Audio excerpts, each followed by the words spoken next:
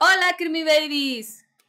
Bienvenidos a otro episodio más de la cuarta temporada de La Criminalería. Cuéntenos qué les pareció el episodio anterior. Y hoy vamos a hablar de un tema que causó escozor entre Pris y yo. Porque yo estaba como de, ¿neta quieres hablar de eso? Así, y ella de, ¡claro! Y al final... Y Chris como de, ok. Está bien. Y al final me aseguró que me va a gustar el caso, que me va a sorprender el caso y que me va a decir muchas cosas que yo no sabía de el caso de... O.J. Simpson. Exacto. Igual, sí, es que siento, obviamente... Antes de empezar la temporada hacemos como la alineación de episodios y son varios, ¿no? Entonces los empezamos a limpiar y este fue el único que le dije a Chris, no, sí lo quiero hacer. Sí, porque sí teníamos varios, ¿no? Y fue así sí. como de, hay que quitar uno. Y yo puse el de OJ y tú de que, nah.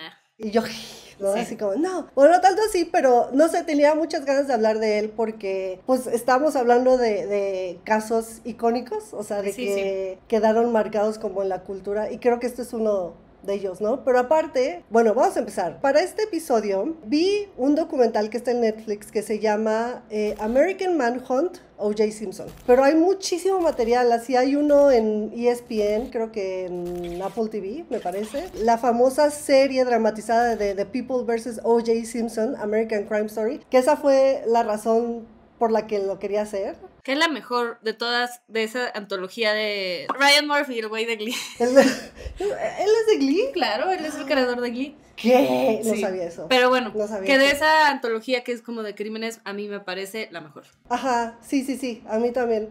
Y creo que es muy icónica. No voy a hablar mucho de ese, porque obviamente, pues esa serie fue particularmente del juicio, nada más, y siento que pues tenemos que hablar más como de lo demás, ¿no? Ok, entonces vas a dejar el juicio un poco como personaje secundario para contarme otras cosas. Sí, porque hay cosas más interesantes que yo descubrí de este caso que me sorprendieron bastante. Entonces, pues no sé. Pues bueno, estoy lista para que me ¿Estás lista? ¿Realmente estás lista? Te puedes ir todavía y decir, no, yo no quiero escuchar. Le digo ahorita así que ya llegamos a la época de este podcast donde nos odiamos verdaderamente.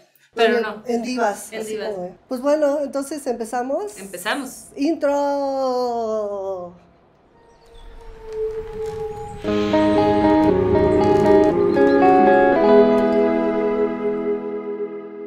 Vamos a empezar esta historia con quién era O.J. Simpson, ¿no? Que les gustan los deportes, obviamente saben de él. Creo que sí, o sea, antes de ser un criminal fue muy icónico como en el mundo del deporte. Que ahorita me pregunta, Pris, ¿tú sabes mucho de americano? Y yo, mira, o sea, sé suficiente, pues, para... Y ya me dijo, ¿sabes qué es esto? Y yo, no. Y lo tuvimos que googlear. Sí, pero... Mi papá, que por cierto ve el podcast de vez en cuando, saludos papá. Este sí lo va a ver seguro. Sí, seguramente lo va a ver. Me va a matar porque le encanta el fútbol americano y jugó fútbol americano cuando era joven. Entonces seguro cuando ve el episodio me va a corregir si dije algo mal, ¿verdad? O.J. Simpson, su nombre es Orenthal James Simpson. Él nació el 9 de julio de 1947 y era cáncer. ¿Cáncer? Cáncer. Todavía, cáncer. Peor, emocional, un hombre muy emocional. Él fue jugador de fútbol americano, actor y presentador de televisión, ¿no? O sea, pero obviamente empezó jugando fútbol americano universitario, era muy bueno. Él era running back, ¿no? Y según nuestro googleo es cuando le pasan, es una posición ofensiva, que cuando le pasan la pelota tiene que inmiscuirse entre la bola de gente para ganar yardas, básicamente. Sí, y pues tiene sentido porque él medía 1.85, estaba súper grande, mamado. Sí. Aquí no hay fotos de él de joven, ¿no? Pero ahí está. No, pero es alto y grande, o sea, es un hombre de complexión grande, pues, o sea, como... Sí, y bueno, en 1969 fue seleccionado en la primera posición global del draft de la NFL para los Buffalo Bills. No sé qué significa eso, perdóneme. El draft básicamente es algo que... Ya ven lo que hicieron mis amigas que son fans de la NFL. Estoy explicando NFL, o sea, yo de que... Está bien, para eso lo necesitamos. Es que el año pasado nos metimos a una quiniela muy complicada y muy compleja, pero como que ya te presté más atención. Entonces ya sé más cosas. Básicamente el draft lo hacen cada año y es justamente los chicos que van saliendo de la universidad y los meten como a un concurso, por decirlo así, en donde dependiendo de tu skill y de tu habilidad, te pueden ir escogiendo del primero al último. Entonces, el que va primero es como muy, muy bueno. El mejor. Sí. Entonces, O.J. era de los mejores. Y muchas veces pasa que el primer draft no resulta ser tan efectivo en la NFL y otros que eran el 8º o el 20º, sí. Okay. Pero muchas veces, o sea, es como el que le tienen como el ojo, ¿no? El primero. De los mejores. Entonces eso es importante para saber qué tan bueno era jugando, ¿no? O su ego, ¿no? También. Ajá, sí, de hecho sí. Y bueno, él jugó en los Buffalo Bills hasta 1977. En 1979 se retiró después de jugar 2 años para los 49ers, ¿no? Entonces, la verdad, yo sé que me van a matar, pero esto es para mí como... El grueso de su historia, ¿no? Creo que lo más importante que hay que mencionar es que, como dices, era un jugador muy cabrón, era muy famoso, le decían The Juice, porque OJ es como de Orange Juice, y ya saben, y era un ícono de la psique estadounidense. Aparte, para la época, por todos los temas raciales, era muy importante que él era negro, ¿no? O sea, y que era un ícono y que tenía mucho dinero y que era muy famoso, ¿no? Aquí viene lo primero que descubrí sobre el caso que yo no sabía. Y eso lo digo también porque lo importante como de esta temporada es que los casos son casos que has escuchado de ellos, que sabes que existen, pero pues obviamente no sabes tan a fondo, pero que hay muchas cosas que se repiten de manera superficial. ¿Como patrones? No, me refiero a que es como todos sabemos quién es OJ, pero no sabemos en qué equipo jugó o algo así, y sabemos que mató a Nicole Brown, pero no sabemos más allá, antes, después o durante. ¿No? Creo que el top 3 de cosas que sabes de él es que jugaba americano, que mató a su esposa y que la persecución famosa. Ajá, exactamente. ¿No? Es como, si resumiera lo que hay en la cultura popular es eso. Sí, y también quería mencionar, no lo puse aquí pero en el guión, pero que también mucho de la historia se repite a través de las Kardashian, ¿no? Ya vamos a hablar más adelante durante el juicio, pero Kris Jenner era muy, muy amiga de Nicole Brown, y muchas de las cosas que ella cuenta de ella, para mí son muy diferentes a lo que era en realidad. No que sean malos, pero es como que al final esa gente ha creado la narrativa alrededor como de la historia. Entonces lo que se sabe como de manera pop, ¿no? Me encanta que esto converge así como de fans del americano y las Kardashian, ¿no? Exactamente. Yo soy más del lado de las Kardashian. Sé de fútbol, soccer, pero no de fútbol americano, la verdad. Entonces, aquí menciono lo de Kris Jenner porque cuando hablan de Nicole Brown y O.J. Simpson, yo juraba que Nicole Brown era la primera esposa de O.J. Simpson. Pero no, él estuvo casado, así antes de Nicole Brown, con una mujer que se llamaba Marguerite L. Whiteley. Con ella tuvo 3 hijos. Ellos eran pareja desde que él jugaba en la universidad. No, espérate, desde el high school. Entonces estuvieron juntos así miles de años.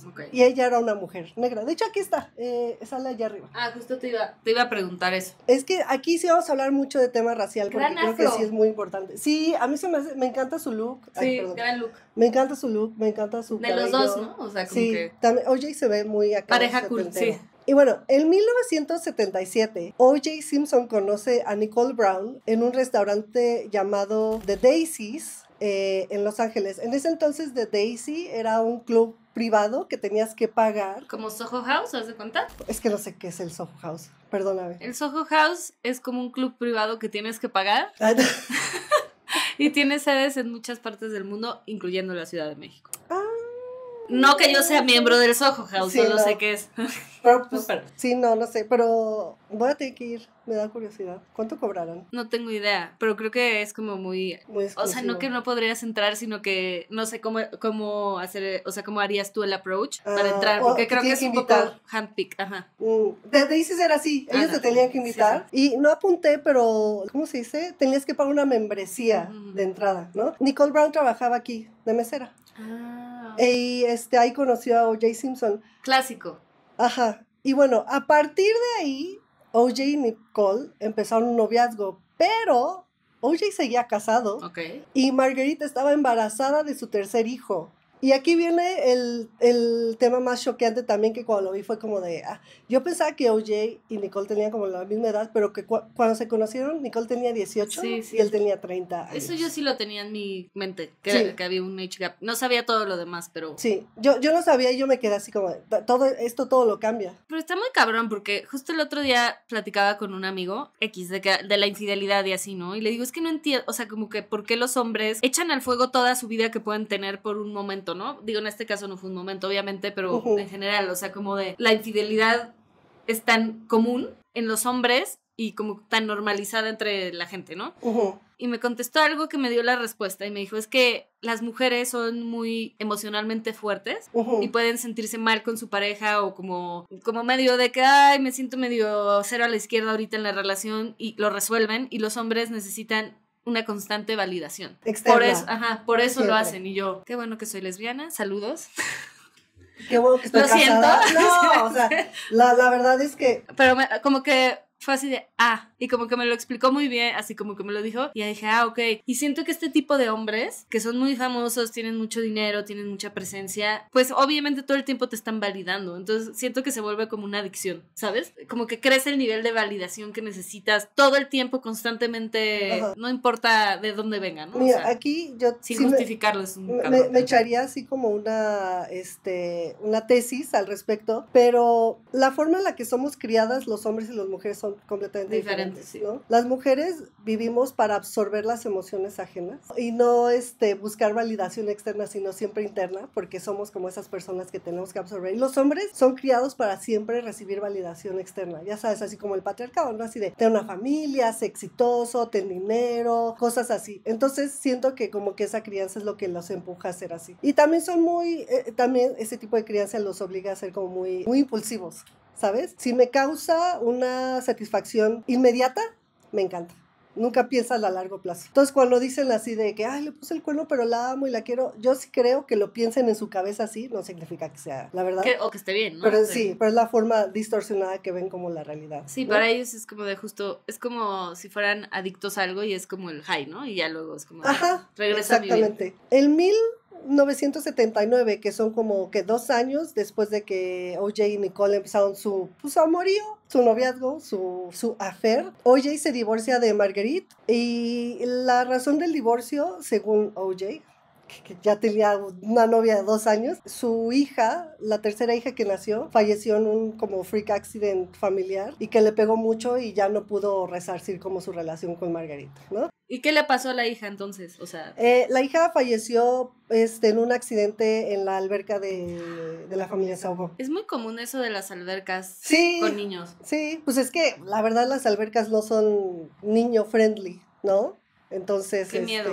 Qué feo, pues. Sí, no, o sea, está cañón. Y sabes que también menciono esto porque como que después del caso de O.J., mucha gente empezó a conspirar que él mató a su hija, no sé qué, pero mira, eso ya es demasiado, ¿no? En el documental que estaba viendo hablaban mucho como de la relación de O.J. como súper padre cuando empezó, que se me un chingo, ignoran totalmente que estaba casado, pero también está la parte de Kris Jenner. Kris Jenner y Nicole Brown se conocieron cuando ella empezó a andar con O.J. Simpson. O sea, se conocieron porque empezó a andar con O.J. Exactamente. Sí, o sea, no es como que no eran amigas ni nada. Y Kris Jenner estaba saliendo con Robert Kardashian, que era amigo de O.J. y abogado de O.J. Era más amigo que su abogado en ese momento, ¿no? Kris Jenner tenía la misma edad que Nicole. Eran de esas jóvenes y cuentan cómo se hizo amiga de ella, pero porque Nicole iba a todos los eventos con todos los amigos. O sea, mientras Margarita estaba embarazada en su casa, O.J. iba a sus eventos con su novia y como que todos la aceptaban, ¿sabes? Es como, y se hacían amiga de ella y a mí, mira, son los ¿qué? 70s, ¿no? Entonces muy, muy liberal, pero no sé, como que esa onda me saca de onda porque es como también invisibilizar a alguien que estuvo ahí, invisibilizar ciertas actitudes de la persona, pues que era un culero, ¿no? O sea, que hacía lo que se le daba la gana, pero bueno, esa es mi opinión muy puritana, ¿verdad? Pues no tan puritana, sino que más bien yo no creo que Marguerite sabía qué estaba pasando, ¿no? Y es como... No, me refiero más bien al entorno de O.J., así terrible, pero mira, o sea, sí siento que pasan muchas cosas ahí, o sea, como que siento que esas esferas donde se mueve mucho poder y dinero, como que es puro postureo. Sí. Y entonces, si tú le decías algo a O.J., lo único que iba a hacer era abrirte de ese postureo y ese como ambiente social, pues seguro son fiestas en lugares chingones, comida chingona, bebidas chingonas, gente chingona. Pues nadie se le iba a poner así de, pues estás engañando a tu esposo. No, por supuesto que no, esas amistades, la mayoría no son amistades, ¿sabes? Sí. No es una cuestión real, pues. Entonces creo que por ahí va, más que porque fueran liberales y de mente abierta. Mira, a veces me gustaría ser rica, pero luego pienso en esas cosas, así como que en ese ambiente y digo, no sé. Bueno, puedes ser rica y no tener ese ambiente, ¿no? Ese sería... que es imposible un poco, o difícil, por lo menos, ¿sabes? Sí. Pero bueno, entonces... yo sí quiero ser rica. Háganlo ricas, por favor. Ahora vamos a hablar de Nicole Brown, okay. ¿no? De ella muy poca información en general, porque pues también a comparación de O.J., ella era una persona normal, ¿sabes? O sea, Nicole Brown nació en Alemania el 19 de mayo de 1959. Okay. Ella era Tauro. Y Nicole tenía como decía, una vida bastante normal. Su mamá era alemana y su papá era gringo, entonces ella tenía 3 hermanas y ya que estaban un poco más grandecitas se mudaron a Estados Unidos, a Los Ángeles en particular. Y ahí ella fue, pues estudió, tuvo trabajos como de modelo, pero... ¿Es ella? Sí, ella es Nicole Brown, guapísima, o sea, de verdad. Y realmente también, pues cuando conoció a OJ era muy joven y pues trabajaba de mesera en The Daisy, ¿no? Porque era muy guapa. También sus papás tenían dinero, pero dinero normal, sí. ¿No? Exacto. O sea, como para vivir en Brentwood, no es cierto, creo que vivió primero en Orange County o algo así. Que ahí es mucho dinero. Sí, exactamente. Y bueno, ya, cuando se conocieron y OJ se divorció, Nicole y OJ siguieron de parejas. Y no fue hasta el 2 de febrero de 1985 que se casaron. O sea, casi 10 años, bueno, no, 6 años, ¿no? Sí, 79 al 85, más o menos. Comunicación. Sí, comunicación. Bueno, pero es un chingo, o sea, 6 años, pues. ¿Pero sabes por qué se casaron? Porque se embarazó. Porque se embarazó. No sabía, pero sí, le atiné. Sí, y yo siento que ni se quería casar, como que sí lo hizo porque se embarazó de su primera hija, Sydney, y ya después, me parece como 2 años después, se embarazó de su segundo hijo con OJ, que se llamaba Justin. Oye, tengo una duda. Dime. Aunque yo preocupadísima por Marguerite, pero ¿siguió procurando a los hijos de Marguerite? Sí. Okay. De hecho, tenían una diferencia de edades. Ya cuando se divorciaron, los mayores ya eran como en sus teens, ya estaban en sus teens. Ya era más. Sí. De dame dinero para salir a la fiesta. Sí, exactamente. Okay. Este matrimonio solo duró 7 años. Y se divorciaron en 1992. Eso no sabía tampoco, pensé que seguían casados. No, se divorciaron. Pero ya me acordé que ella tenía un novio y así, era muy celoso y así. Aquí empieza como lo más fuerte, porque en todos los documentales, como te decía, todos los amigos hablan como de la relación hermosa y se querían mucho, hasta en el que estaba viendo, sí, como que sí ponen por encima de todo es que se aman mucho, son como esas personas que son muy explosivas, pero se aman mucho, pero al mismo tiempo cuando se odian muy fuerte, o sea, para no decir que eran tóxicos, ¿no? Una relación bien pinche tóxica. Es romantizar lo tóxico más bien, ¿no? Exactamente. Y la realidad es que Nicole, desde el momento que empezó a andar con OJ, empezó a sufrir violencia doméstica de parte de OJ. O sea, no hubo ni un momento en el que no hubo, ¿no? Otra duda, ¿Marguerite sufrió violencia doméstica? Sí. ¿O más adelante me vas a...? No, de hecho lo voy a mencionar ahorita. En este momento. Este momento, preguntaste en el momento perfecto. Justo me dio curiosidad, ¿no? Y no hay mucha información sobre Marguerite porque cuando... Me estaba adelantando un poco, pero ella no ha hablado con nadie. No ha querido hablar con nadie. Cuando detuvieron a OJ por el asesinato de Nicole, dijo, yo no quiero hablar con nadie, yo no tengo nada que decir. Oye, ella siempre ha sido muy, muy, muy hermética hasta el día de hoy, 2025, que ella sigue viva. No ha hablado nada de OJ. Si te pasara algo así, fueras Marguerite, ¿qué camino tomarías? Yo creo que la entiendo. Yo sería hermética también, porque es como de a mí no me metan en ese saco que yo no tengo nada que ver, o sea... ¿no? Sí, sobre ella, la única información que hay es que en el documental de The Life and Murder of Nicole Brown, entrevistan a un policía de Los Ángeles y él cuenta de todos los reportes que a él le llegó de violencia doméstica de parte de OJ y a Marguerite, ¿no? Exactamente. Él cuenta en el docu que él atendió una llamada de violencia doméstica a la casa de OJ. Cuando llegó a la casa, Marguerite abrió la puerta y le contó que había tenido una discusión con OJ y que él la golpeó, que le jaloneó el cabello y le arrancó el cabello, hasta le enseñó así como el pedazo de cabello que le sacó. Y ella no levantó un reporte, ¿no? O sea, como que esta va a ser una constante en este episodio, ¿sabes? Que también yo siento que muchas veces... Y no que tú lo estés haciendo, pero me ha pasado con familiares que sufrieron de mucha violencia doméstica y así, que siempre juzgamos a la mujer. Y es como de, ¿por qué no levantó un reporte? Yo siempre como que me pongo a analizar que no entendemos el estado de una mujer que sufre violencia todos los días. Y tiene miedo de todo. Y por parte del güey más famoso en los Estados Unidos. Sí, nadie te va a creer. Es como el Sports Billy de la adultez, ¿no? O sea, de que, híjole.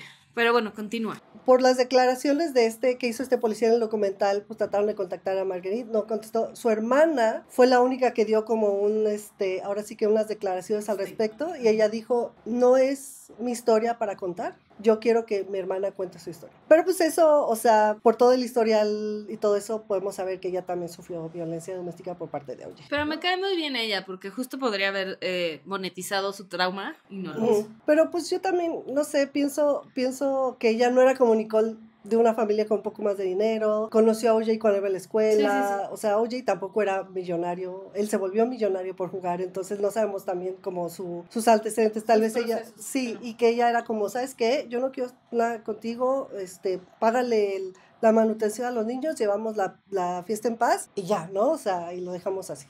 Y aquí es donde empezamos con el crimen. Tan, tan, tan. En la noche del 12 de junio de 1994, Nicole Brown fue asesinada afuera de su casa junto con su amigo Ron Goldman, de 25 años. Ron Goldman, sí es. Yo lo vi, se me hizo muy guapo. Tengo una pregunta. Dime. ¿Es guapo o es blanco?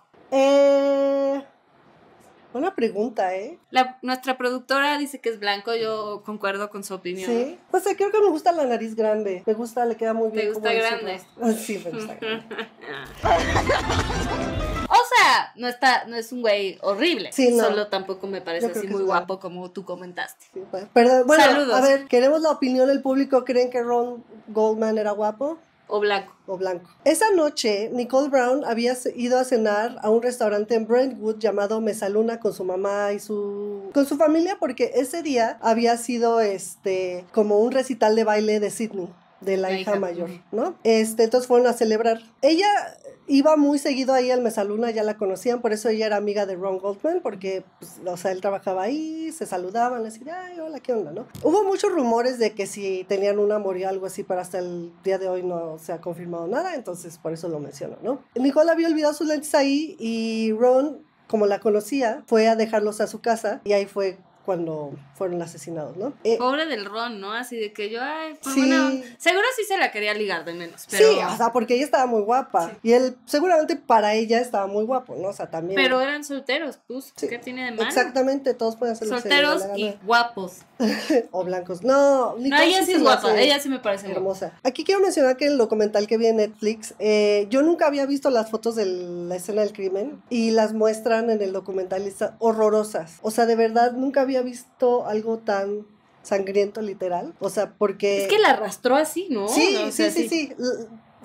Quiero mencionarlo, ya saben que en este podcast no nos gusta hacer como mórbidos o algo así, pero creo que para este episodio sí es un poco importante mencionar como el estado del cuerpo de ambos, para que se entienda también un poco la violencia y el horror. Y el horror, pues sí, el horror. A Nicole la habían apuñalado tanto que la policía decía que su cabeza estaba a punto de caerse. Uy. O sea, casi la decapitaban. Y Ron Goldman igual. Había sido tantas apuñaladas que el piso estaba lleno de sangre. No sé si vamos a mostrar las imágenes, o sea, el video, ¿verdad? Porque están muy fuertes. Siento que nos inclinaremos a que no. Que las googleen, ¿no? Sí, googleenlas. Pero el ataque había sido tan violento que los cuerpos habían quedado así de una... Que eso me parece súper, o sea, en varios casos que hemos tenido son como muy violentos en cuanto a el modus operandi, por decirlo así. Y yo digo, ok, o sea, yo no me veo en una situación donde asesine a alguien, ¿no? Pero siento que... Y yo...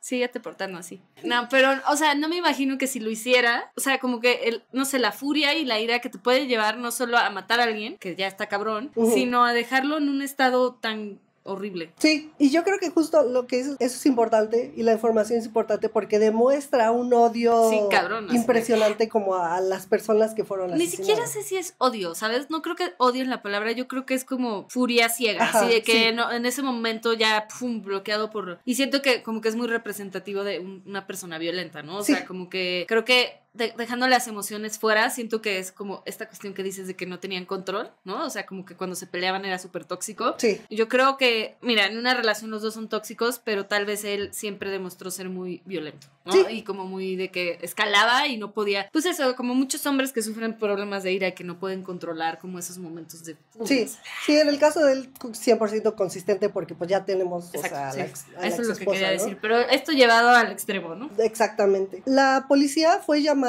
por ahí de las 12 porque el perro que tenía Nicole salió a ladrarle a los vecinos qué está pasando, y el perrito los llevó así como a la escena del crimen. Sí, así, mira lo que hizo este cabrón. Y era un Akita, de hecho, y los Akitas son súper inteligentes, sí, como los Shivas.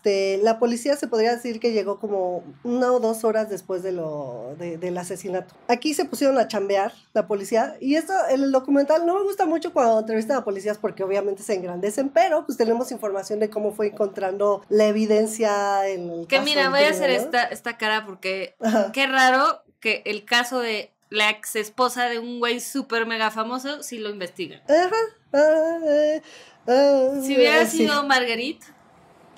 Ahorita voy a hablar de eso después porque sí sale como durante el juicio, ¿sabes? Todo el tema de Marguerite. En el documental la policía cuenta que inmediatamente en la escena del crimen, bastante horrorosa, había muchísima evidencia, muchísima. Y entre esa evidencia se encontró una beanie, un gorrito negro, un guante de piel, sí, el famosísimo guante de piel, huellas de zapatos ensangrentadas de un pie muy grande y huellas dactilares en la perilla de la reja, porque, o sea, la casa de Nicole, ella fue encontrada como en el pasillo, ¿no? Sí, sí. No sé si era la puerta principal o como ya sabes, trasera del jardín. Ella estaba tirada en las escaleras, Ron Goldman estaba como un poco más lejos porque explican que, o sea, él atacó a O.J., como que intentó ayudarla, y él fue atacado lejos de ella, y entonces en la entrada pues, era una rejita con una perilla y era una huella dactilar perfecta con sangre, ¿no? Que sí, traía los guantes, qué raro, ¿no? Es que solo era un guante. O sea, dejó un guante. Ahorita te explico. Ahorita vamos a pasar esa parte. ¿Viste? Debería de ser. Y dentro de la residencia estaban los hijos de Nicole y O.J., Sidney y Justin, dormidos en su cama. Voy a contar esto por cómo la policía cuenta qué pasa. Y aquí entra un nuevo personaje que es un amigo de Nicole que se llama Kato Kaelin. Él sale en el documental y él en ese momento, él siempre fue amigo de Nicole. Era como de esos que se mudan a Los Ángeles que quieren ser actores, pero pues mientras trabajan como de mesero, cosas así. Y él estaba pasando por un momento económico un poco fuerte y estaba buscando dónde vivir, y O.J. le dijo, ay, pues en mi casa donde vivo, que ya obviamente ya no vivía con Nicole, tengo como un bungalow afuera, como una parte externa afuera de mi casa. Una pool house. Ajá, sí, donde puedes vivir tú, no tienes que pagar nada, y él lo aceptó, ¿no? Kato cuenta que esa noche Pausa. Sí. ¿La casa es la casa donde sucedió esto? No, la casa de O.J. Otra casa. Sí, otra casa. Ya entendí. ¿No? Y Nicole y O.J. ya no vivían juntos, ella vivía en Brentwood, y él no me acuerdo, se me olvidó dónde vivía, pero, o sea, no vivían tan lejos, ¿sabes? Vivían como en la zona. Y entonces él cuenta que esa noche él estaba en su bungalow, en su departamento con una amiga. Él dice que una amiga, pero la forma en la que cuenta es como, se veía que era como un one night stand, Ajá, una pompi. Un ligue, una pompi. Y él cuenta que cuando estaba ahí como con su pompi, escuchó como que golpeteos en la pared de su bungalow, que de hecho estaba pegado como a la casa de O.J., no estaba como lejos de la casa, estaban pegados, las paredes como que pegaban. Y él decía que fue tan fuerte que hasta pensó que era como un terremoto, ¿no? Y él dijo, güey, ¿qué pedo? ¿Qué pasó? Y que movió un cuadro que estaba ahí como en su departamento, en su bungalow. Que después de eso empezaron a tocar el timbre. Y él así de, ¿qué está pasando, no? Pero obviamente él no contestaba el timbre porque era la casa de O.J. y alguien de O.J., ¿no? Ha de ser que voy a esperar que lo conteste. Y no contestaban y no contestaban. Y hasta después de como 10 minutos... ya vio que O.J. ya iba a ir a checar él, así de qué está pasando, y vio a O.J. No te preocupes, yo contesto. Y era un chofer de limusina, ¿no? Que estaba esperando porque se iba a llevar a O.J. al aeropuerto porque se iba a ir a Chicago, ¿no? Él cuenta que hasta ahí él todo bien y no sé qué. Medio raro, pero nada. Ajá, medio raro, nada alarmante, ¿no? Sí. Y bueno, el chofer de limusina, ahora sí... perspectivas diferentes, ¿no? Declaraciones. El chofer dice que cuando él llegó, empezó a tocar el timbre, nadie contestó. Al igual como te decía de la casa de Nicole, pues había una reja, arbustos, ya sabes, que rodeaban la casa. Como que ubico perfecto, como en la escena del crimen, entonces ubico de qué me hablas. O sea, como que es un pasillo como con arbustitos y así. Pero él llegó a casa de O.J., ¿no? Entonces estaba tocando y que de repente vio como una sombra de alguien corriendo hacia los arbustos de casa de O.J. No pensó mucho, tampoco, porque era de noche. Ya fue después de que vio a esa persona que O.J. salió y dijo, ya, dame 10 minutos, me voy a bañar, ¿ok? Y ahorita nos vamos. Y dijo, ok, va. Total, O.J. se bañó. Y él echándose su silla. Sí, él así como... Ajá. Se subió a la limusina y lo llevó al LAX, al aeropuerto de Los Ángeles, y OJ llevaba maletas, pero tenía como un neceser, una mochilita. Cuando lo iba a agarrar el de la limusina, así para ponerlo en la cajuela, dijo, no, tú no toques ese, y ese se lo llevó adelante con él, ¿no? Ya llegan al LAX, y aquí entra la declaración de una persona que estaba esperando a su esposa en el estacionamiento de LAX. Amo. Sí, güey, es que así está armado como en el documental y me pareció una muy buena forma como de contarlo, ¿sabes? Que vio cómo llegó la limusina de OJ, sacaron las maletas, OJ sacó el neceser, y se acercó a un bote de basura y sacó cosas de ese neceser, las tiró y se fue. Yo me hubiera asomado. Es lo que todos dicen. Él lo dijo también, pero... Bueno, pero igual y no dices, bueno, tiró de que, no sé, su botella de coca. De sí, Coca-Cola. No, aparte, en ese momento él lo piensa porque es como, oye, está tirando basura, ¿no? Sí, o sea, nada más era como, oye, pero pues después de todo lo que pasó, a él no lo llamaron como testigo del juicio por temas legales. Pero, ¿qué temas legales? ¿Cómo se dice? Ahorita te cuento. Porque, bueno, no, sí te puedo contar. No sé, no es la defensa. ¿Qué es lo contrario de la defensa? ¿La fiscalía? La fiscalía no se le prendió el foco. Por pendejos. Por pendejos. Saludos, ¿no? está bien. Saludos, sí. Pero él sale en el documental contando todo, ¿no? Entonces, y sale también, le ponen un súper así como de, a este testigo no lo llamaron a testificar, ¿no? Amo. Pasa todo esto. En la madrugada del 13 de junio, un par de horas después del asesinato de Nicole, la policía se dio cuenta que la víctima era Nicole Brown. Claro. La ex de O.J. Simpson, y que los niños que estaban dentro de la casa eran los hijos de O.J. Simpson, ¿no? Entonces, lo primero que pensaron fue en comunicarse con O.J. para ver si él estaba bien o para ver si él podía ir a recoger a los niños, ¿no? Pero pues cuando esto estaba pasando, O.J. ya estaba en su avión hacia Chicago. Aparte, qué culero, ¿no? Así de, maté a tu mamá. Sí, güey, con los niños ahí. Intentaron comunicarse porque O.J. tenía varios amigos dentro de la policía de Los Ángeles, nada más para que sepan. Entonces ya sabían, tenía su teléfono así en speed dial, así de, oye. Y cuando no se pudieron comunicar con él, dijeron, no, vamos a su casa en este momento porque qué tal que él también le hicieron algo, ¿no? O sea, fue lo primero que pensó. Que sería lo lógico, ¿no? O sea, sí, asumiría. Entonces, ya fue la policía a la casa. Fueron 2 agentes, esos 2 agentes salen en el documental, de hecho, a la casa de O.J. y contestó Kato a la puerta, ¿no? Y él le dijo, no, oye, ahorita está en un vuelo, va para Chicago, no sé qué, ¿no? Pero él está bien. Y esto me dio mucha risa porque no sé por qué hizo mucho hincapié Kato en esto, pero que le preguntó a la policía, oigan, ¿sintieron el temblor? Porque ellos, algo pasó aquí, sonó como que vibró. Como que vibró, todo se movía. Y ellos, no tembló, ¿no? Y bueno, ya después de hablar la policía con ellos, con Kato, la policía vio que el famosísimo Ford Bronco de O.J. estaba afuera estacionado y no adentro, porque ahí, o sea, colonia de gente rica, pues no dejan su carro afuera, lo meten al garage, ¿no? A lo que viene siendo el garage. Al garage. Y cuando se acerca al carro se dieron cuenta que la manija del carro tenía sangre y checaron, echaron como la linterna hacia adentro y se dieron cuenta que también había manchas de sangre. Aquí hay una gran controversia en la que dicen que lo que hizo la policía fue ilegal porque no tenían una orden de allanamiento, pero al ver eso y venir de la escena del crimen de Nicole, dijeron, no, algo está muy raro, y entraron a la casa de O.J. Simpson a investigar. Igual también pensaron que estaba él ahí adentro o algo. No, pero no, porque ya lo habían visto, ya sí. No sé, es que no sé cuántas horas son en jet de Los Ángeles a Chicago, solo sé que es muy lejos, y esto está pasando en paralelo.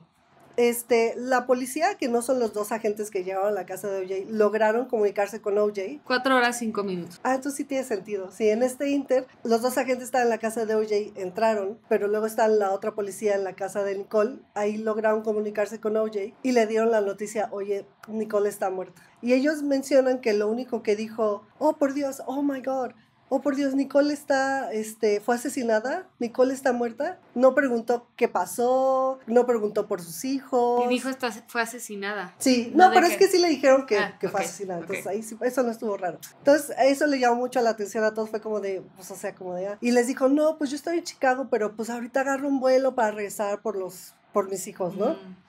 Y bueno, regresando a la casa de O.J., estos otros 2, ¿cómo se dice? Oficiales entraron y dentro de la casa de O.J. encontraron el segundo guante que habían encontrado en la primera escena del crimen, ¿no? Entonces... No puedo creer que o sea, fuera libre después de tanta evidencia, ¿sabes? Uy, espérate, yo lo sabía, yo pensé lo mismo, pero es que el juicio sí está muy cabrón. Sí, o fue sea, como lo que un show. pasa, sí. Y bueno, encontraron también dentro de la casa varias evidencia que esto sí te puedo decir que no recolectaron por la mala organización de la policía, Claro. que pudo haberlo inculpado muy cabrón. Y lo que encontraron fue como ropa en la lavadora recién lavada, que estaba mojada, papel higiénico y material de curación lleno de sangre y un par de calcetines negros con sangre, ¿no? Y en ese momento, cuando encontraron toda esta evidencia, O.J. se volvió en el sospechoso número 1 del asesinato de Nicole Brown, ¿no? Y de Ron Goldman. Bueno, ya después de toda la evidencia que encontraron,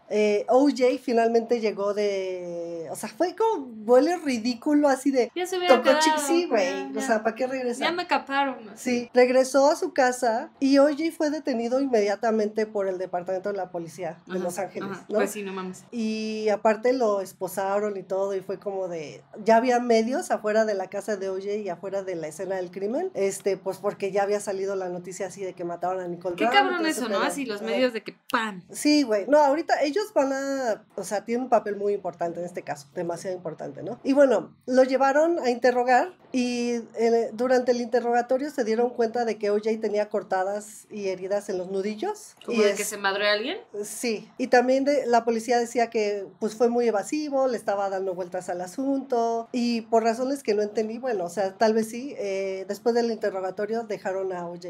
ir, ¿no? O sea, no estaba detenido porque la investigación estaba sucediendo en ese momento, ¿no? Seguro es como esto de que solo puedes estar cierto tiempo al menos de que te presenten cargos. Ajá, y como que no habían procesado la evidencia lo suficientemente para presentar cargos, ¿no? Y bueno, al darle la noticia a la familia de Nicole Brown, la hermana adivina qué le dijo a la policía. Fue O.J. Le dijo, por fin lo hizo, por fin, O.J. por fin la mató. O sea, pero más como de un obvio iba a pasar, no de, ay, por fin lo hizo, ¿no? Okay. No, sí, perdón, no. Si sonó un poco así, yo de... La familia de Nicole Brown inmediatamente... O sea, señalaron a O.J. Fue como ese güey era abusivo con ella, siempre la estaba golpeando, etc., ¿no? Ahora vamos con el timeline más divertido, ¿no? 2 días después del asesinato, O.J. contrató a Bob Shapiro, que en ese entonces era un abogado muy famoso de las estrellas, ¿no? Y algo que aprendí es que muchos abogados ven a los abogados de las estrellas como gente así como este pendejo que, ¿no? Porque solo trabajan para ellos. Y Bob Shapiro era muy conocido por más allá, no litigar, sino como que no se metía a los juicios, sino como que era bueno en los acuerdos. Sí, hacía negociaciones, ¿no? Ajá. Siento que es de esos que vas a Estados Unidos y está como de que el espectacular en el freeway de sí. ¿Tuviste un accidente de...? Ajá, Bob Shapiro, attorney at law, ya sabes, y sale así como... Sí. Como, ¿cómo? Saul Goodman. Ajá. ¿No? Ahora que fui a Los Ángeles había una que me llamó la atención porque tenía su perrito al lado. ¿En serio? Sí, ¿no le tomaste foto? Perrito, no. Ya ves, lo hubiéramos mostrado aquí en el episodio. 3 días después de la muerte, del asesinato de Nicole Brown, se llevó a cabo los funerales de Nicole y de Ron Goldman, obviamente aparte, lugares separados. Y los enterraron, ¿no? Porque no los puedes... Si son como... Sí, te entregan el cuerpo rápido, no los puedes incinerar, es súper legal. Y O.J. asistió con sus hijos al funeral de Nicole. Digo, ya sabía que era sospechoso, claro, por supuesto, y decían que él estaba llorando y que no podía creer y todo eso, y la familia de Nicole estaba ahí, así de, ¿y este pendejo qué hace aquí? ¿Sabes? Pero pues obviamente, también hay que entender el poder que tenía O.J. y que... Sí. Que no lo podían confrontar así como... No, y el cinismo, obviamente, esa gente vive en otro nivel de cinismo que no, una persona normal no entiende, ¿no? Bueno, ya me acuerdo por qué no lo detuvieron, tenías razón, o sea, tenía que procesar mucho la evidencia porque aquí tengo que, después de que procesaron la evidencia, hicieron los estudios en la sangre que se encontró en la escena del crimen, lograron determinar que uno era de Ron Goldman, el otro de Nicole Brown, y el tercero era de O.J. Simpson. Y ahí fue cuando deciden girar la orden de aprehensión.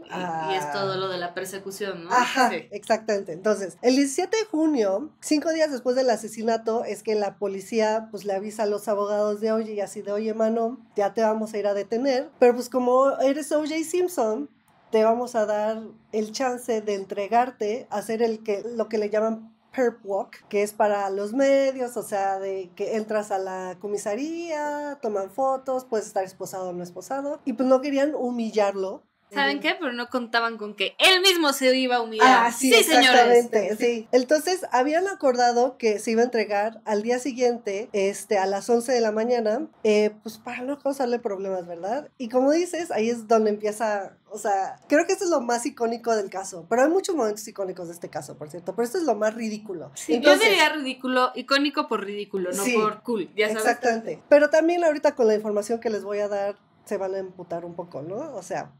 Entonces, la mañana del 18, espero que no lo tengo mal, si lo tengo mal, perdónenme, según yo sí es del 18 de junio, a las 11, toda la policía, los medios estaban esperando afuera de la casa de O.J., afuera de la comisaría, a que O.J. apareciera, y pues ya estaba también como el podio para la conferencia de prensa con el fiscal, la chingada, y pues no llegaba.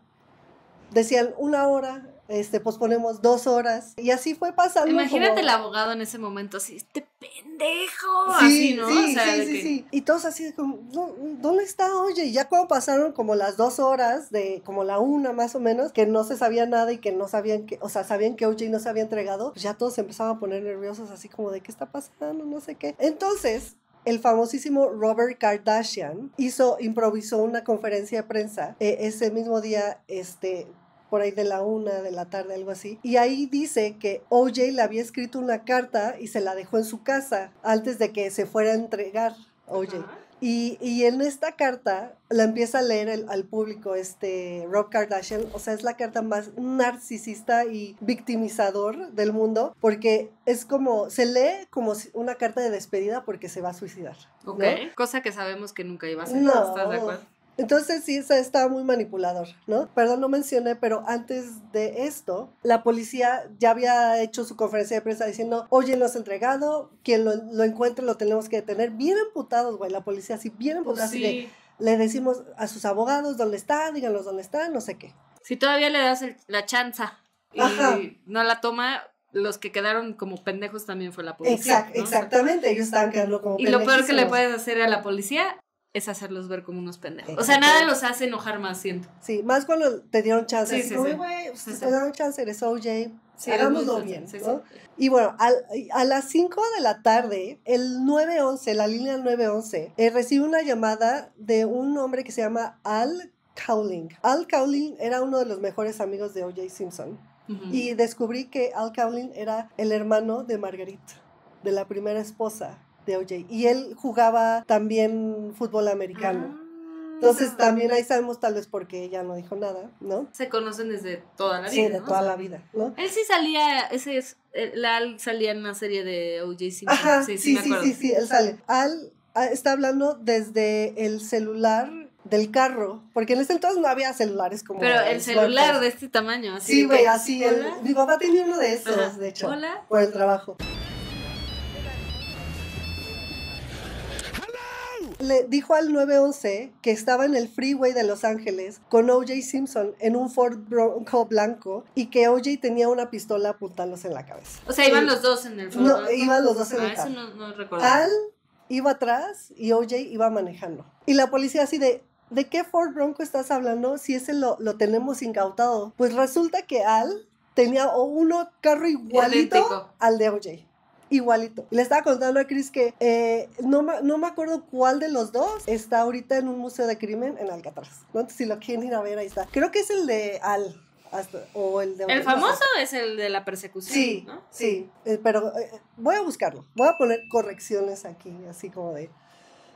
Aquí está. Así fue que empezó la persecución policial más icónica de la historia y más lenta. Y pendeja de la historia, ¿no? Estaba Ford Bronco, manejando súper lento. ¿Qué es lento? 40 kilómetros por hora. Sí, como 40 kilómetros. O sea, realmente no iba tan rápido para un highway. O sea, que es de 100 kilómetros por hora máxima. O 120, no sé. Y entonces, pues, la noticia del 911 salió a la luz por los medios, lo filtraron. Pues los medios en chinga dijeron, güey, tenemos que salir, no sé qué. Y empezaron a decir en las noticias, está llevándose a cabo una persecución, no sé qué. O.J. Simpson está en el carro. O sea, toda la transmisión de lo que estaba pasando en ese momento en Estados Unidos se detuvo para la persecución de hoy. Los gringos son bien todo es un show, todo es un show para ellos. Sí. O sea, sí. Pues la policía, cuando encontraron el carro, lo empezaron a escoltar por atrás porque recibieron los del 911 le dieron a la policía el teléfono de celular de Al y le marcaron a Al y Al le dijo, por favor, no hagan nada porque se va a matar, trae la pistola, él lo único que quiere hacer es llegar a su casa. Entonces, al final quedaron que lo iban a dejar manejar hasta su casa y lo iban a escoltar para que, pues, o sea, no hubiera un accidente, ¿no? Y nadie lo matara, ¿no? Y aparte de eso, como salió en las noticias, del camino del highway hasta su casa, se empezó a juntar gente, güey, gritándole, te queremos, OJ, no sé qué. Sí, güey, o sea, apoyo, y OJ todo feliz viéndolos a todos. No sé cómo le hicieron, pero gente agarró cartulinas y empezaron a escribirle OJ, The Juice, cosas así, gritándole. Y te voy a decir algo, la mayoría eran hombres. Obviamente, sí. Y también los puentes del highway, o sea,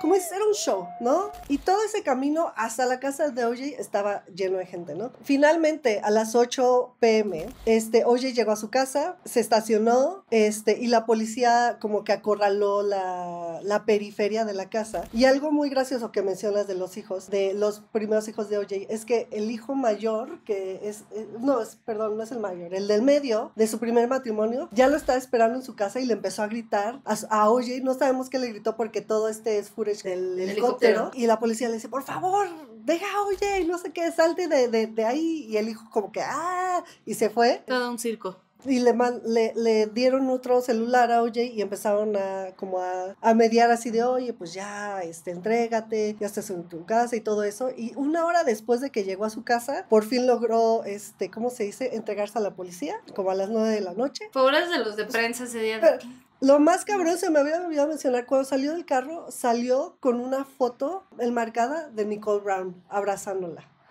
Qué patético, hombre. Sí, güey, sí, güey. O sea, y bueno, ya que lo detuvieron, en el carro encontraron la pistola, dinero, su pasaporte y un kit de bigote y barba con pegamento para esconder su identidad. Entonces, así que se iba a matar, no creo que se iba a matar. A ver, mira, yo te voy a decir una cosa. Suena que era muy buen deportista, pero que no le giraba mucho la ardilla, mi chiquito. Porque todo lo que hizo en esta semana entera, pura pendejada. Sí, güey, sí. Sí, mira, yo... Tanto golpe en la cabeza. Sí, literal, güey. Voy a dar mi opinión ahorita, pero hemos hablado de muchos casos de que son muy inteligentes, planean muy bien, pero él, yo sé que todo fue impulsivo. Y deja tú que fue impulsivo, porque alguien puede hacer algo impulsivo, un crimen impulsivo, y es tan inteligente que lo resuelve. Este güey no tiene el cerebro para hacerlo, me queda claro. Todo fue impulsivo, o sea, porque dejó todo en su casa, se fue, regresó, hizo esto. Yo creo que creía que era intocable. Sí. Y lo fue, ¿no? Al final, pero sí creo eso. Sí. Pero eso es lo que pasa cuando, o sea, pues le llega las consecuencias de sus actos a alguien con tanto poder y con tanto dinero. Exactamente. Y aquí es donde empezamos con el juicio. No vamos a andar mucho, de verdad vean la serie de American, ¿cómo se llama? Ya se olvidó. Crime Story, ¿no? Sí, American Crime Story, ¿no? Vamos a empezar con lo que muchos llamaron el Dream Team de abogados de O.J. Simpson, porque lo padre de ser rico, ¿verdad? Es que con dinero baila el perro. Exactamente, te dan los mejores abogados. Entonces, dentro del Dream Team de O.J. estaban Bob Shapiro, que era el que ya habíamos mencionado, Robert Kardashian, Alan Dershowitz, Lee Bailey y el que para mí es el más importante de esta historia, Johnny Cochran. Johnny Cochran era un famoso abogado y luchador civil en Estados Unidos. Él era un hombre negro que abogaba por la justicia social de las personas negras en Estados Unidos.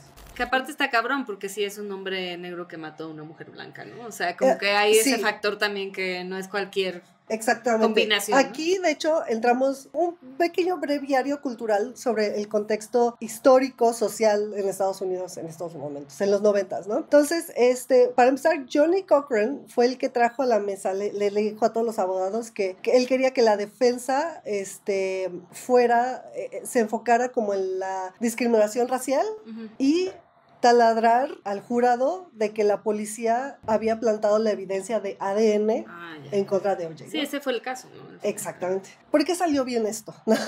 En ese momento, en Los Ángeles y en Estados Unidos, y hasta el día de hoy, ha habido mucha discriminación y mucha violencia contra Es que afroamericanos, voy a decir afroamericanos, pero negros aquí no nos da miedo decir como la palabra. ¿Qué crees que sería mejor que...? Creo que en negro es lo correcto, según. Sí. Pero no sabemos. Si nos equivocamos, por favor, sensibilícenos ante el tema porque... Puedo decir, es que afroamericano se me hace muy... Bueno, digamos racial. Racial, ok. Así. En ese entonces, en Los Ángeles, recién había pasado un juicio, o varios juicios en los que se les acusaban... en la que la policía había violentado a hombres racializados. Ajá, sí, por su cuestión racial. Por su cuestión racial. Y que habían sido acusados de violencia y que habían ido a la cárcel de manera injusta porque la policía o había plantado evidencia o los había perfilado porque eran personas negras de color y se habían también, ¿cómo se dice? Hubo demostraciones, protestas y quemas y cosas así. Entonces esto estaba todavía muy fresco en la psique colectiva en Los Ángeles, ¿sabes? Y pues también todo el contexto histórico en particular en Los Ángeles, ya sabes, fuck the police, straight out of Compton, La policía tenía un eslabón muy, muy débil, muy, muy malo, llamado Mark Fuhrman, porque Mark Fuhrman sale en el documental y él fue uno de los policías que llegó a la escena del crimen y que después fue a la casa de O.J. Simpson con otro policía, que descubrieron la evidencia en la casa de O.J. Simpson, y él tenía lamentablemente un historial de racismo impresionante, tanto que él había pedido que le dieran como una incapacidad, o sea, ni siquiera era médica, una incapacidad, porque para él era imposible, y es palabras de él, güey, palabras de él, era imposible no ser racista. Y en una ciudad como Los Ángeles, donde hay muchas personas afro, muchos mexicanos, muchos hispanos, hay mucha gente mucha racializada, o sea, hay mucha diversidad, sí. No solo es la gente pues, negra, ¿no? Ese es el pedo, ¿no? Sí. Y creo que eso es el punto más importante de este caso, ¿no? Claro, que el policía Liz no era el principal, pero era el que encontró todo. Él estuvo en los momentos clave de todo el caso, ¿no? Bueno, para el juicio, ya encontré dónde vivía. No era en Brentwood, pero cerca de Brentwood, Santa Mónica. O.J. Simpson vivía en Santa Mónica. Okay. Los abogados de O.J. no querían que el juicio fuera en Santa Mónica, que generalmente cuando pasa el asesinato tiene que ser donde pasó o donde vive la persona, porque Santa Mónica era un barrio blanco. Él era como uno de 5 personas afro en el barrio, y pues cuando te enjuician en Estados Unidos tienes que ser enjuiciado ante un jurado de tus iguales, de peers, ¿no? De tus peers. Al final decidieron que, o sea, llevaron el juicio a Downtown LA, que era mucho más diverso, habían personas más afro que podían enjuiciar, o sea, podían... Hay todo tipo de personas en el downtown de... sí, pero no era totalmente blanco como Santa Mónica, ¿no? Necesitaban, o sea, lo hicieron muy bien los abogados, porque lo que necesitaban era salirse de ahí, porque todos son racistas, para que en el jurado hubiera, o sea, ese es el resumen, ¿no? Para que en el jurado no fuera solo de blancos, pudieran jugar el factor racial de una manera más efectiva, exactamente, ¿no? Es como el resumen. Ajá. Durante el juicio tardaron 2 meses para escoger el jurado. 2 meses, esto es demasiado. O sea, de verdad, cuando vi los datos duros del juicio, una locura, güey. O sea, generalmente tardan 2 semanas en un juicio normal. Y de alto perfil. No era un juicio normal, creo. Sí, no, exactamente. Y al final, el jurado fueron formado por mayoría de personas afro, 8 personas, un blanco, una persona blanca, un asiático y uno de raza de mixed race, ¿no? O sea, seguramente era hispano, ¿no? Sí, seguramente. Y de esas personas afro, la mayoría eran mujeres. Y este es un factor bien interesante que mencionan en el documental, porque la fiscal, que veíamos hablar de ella, pero Marcia Clark, que ahí está, ahí arriba, la de los chinitos, que en la serie la actriz Sarah Paulson hace ella, increíble. Ella estuvo de acuerdo con que la mayoría fueran mujeres, porque ya iba a decir Sarah Paulson, no, Marcia Clark tenía un muy buen récord de fiscal con las mujeres racializadas, no solo negras, sino también hispanas, pero por defensa de la mujer, ¿no? Ella había trabajado en muchos casos de violencia doméstica, claro. Tenía buen récord y decían que ella era muy buena hablándole a las mujeres. Pues tiene sentido, o sea, me lo cuentas así, tiene sentido, y hasta tendría sentido que fueran mujeres porque es un crimen hacia una mujer, pero sí siento que el factor de que él es un héroe nacional le estuvo ahí muy chueco. No, y bueno, escogieron, porque digo, el jurado se escoge entre la defensa y la fiscalía, ¿no? Entonces ella aceptó porque ella sabía que era buena, pero algo que no contó es que resulta que O.J. Simpson era increíblemente popular con las mujeres afro. Pues sí, porque era guapo, sí, exacto, sí. Es que hay también, sí, y también es que podríamos hablar mucho sobre todo el tema racial, porque algo que yo no entiendo en Estados Unidos es que las personas afro, especialmente las mujeres, odian a los hombres afro que no salen con mujeres afro. Odian, o sea, y que prefieren a mujeres blancas. Sí. Pero también está esa parte, que esto no venía en el documental, pero esto lo leí muy aparte, que muchos hombres afro, cuando se vuelven ricos y famosos, tienen dinero, como raperos, como O.J. Simpson, con mujeres blancas. Hablan con mujeres blancas, pero porque lo ven como es asociarse con el poder, asociarse con el dinero. Es sinónimo de éxito. That's suspicious. Para ellos, no que yo lo crea, pero para ellos... No, pero O.J. Simpson era de esos. Claro. Sí, no, pero O.J. Simpson era ese, y porque entrevistan a sus amigos y a gente, cuando se habla en el documental de este tema racial, que O.J. Simpson odiaba a las personas afro. O sea, que de hecho dicen que cuando él llegó... Que todos sus amigos son blancos. Todos sus amigos eran blancos, él no se identificaba como con su cultura, y que cuando él llegó a su casa después de la persecución y se lo estaba llevando la policía dijo, ¿qué están haciendo estos N-word? La palabra N afuera de mi casa. O no, más bien en Santa Mónica. ¿Qué están haciendo todos estos N-word afuera de Santa Mónica? Sí. Porque era un barrio blanco. Entonces, esa es la otra ironía y la gran crítica, como de este caso, que O.J. Simpson se ancló a esa idea, pero él nunca fue parte de esa comunidad. Sí, nunca fue parte de la comunidad, ni del movimiento, ni apoyaba a la comunidad, ¿no? Y también el abogado, ¿no? Porque al final, qué triste que un abogado que abogue, valga la redundancia, por los derechos de las personas racializadas, al final del día fuera el abogado de un caso de un asesino violento. Te voy a decir, porque en el documental, Johnnie Cochran falleció en el 2005, pero en el documental sale el que era su asistente. Había una foto de él en el juicio, pero no lo puse porque quería poner esa foto que está ahí con todo el Dream Team. Con sus blanquillos. Pero si ves, eso sí lo puedo poner en el video, si ves en las conferencias de prensa, ese asistente está justo atrás de Johnnie Cochran cuando está dando conferencias de prensa, ¿no? Pero él dice muchas cosas que lo voy a dejar para el final de lo del juicio, ¿no? Aquí vamos a peinar el juicio rápido. Puse puntos importantes que mencionan durante los 9 meses. Es un chingo. 9 meses de juicio, güey. Un chingo. O sea, yo quedé impresionada. Más para toda la evidencia que hay. ¿Sabes? Sí. Como, y todo lo que pasó, ¿no? O sea, es como de para 2 semanas ese juicio, no manches. Sí, exactamente. Bueno, Johnnie Cochran fue el encargado de hacer el opening statement, o sea, ¿cómo se puede decir? El conteo de inicio, yo le digo. Sí, el conteo de inicio. Y una de las cosas que me llamó la atención que mostraron en el documental es que él dice, no sabemos por qué la fiscalía menciona todos estos casos de violencia doméstica de O.J. Simpson si esto es un caso de homicidio. Y yo me quedé, chica, sí, o sea, esto fue hace que 40 años. Sí, pero 35 años. Va escalando, ¿no? La violencia doméstica no se queda estática. No sé cómo era en ese entonces, pero, o sea, hoy en día se sabe que la violencia doméstica lleva al feminicidio. Sí, claro, ¿no? Claro. Y de los amigos policías de O.J., el único que testificó en su contra fue uno llamado Ron Sheep, que me dio mucha ternura, él sale en el documental, porque él cuenta que era de los únicos que sabía de la policía, de los abusos de Nicole, porque Nicole le hablaba a él, le decía, oye, es que me pasó esto, me pegó, no sé qué, me pegó. Y Nicole estaba llevando un récord muy estricto de fotos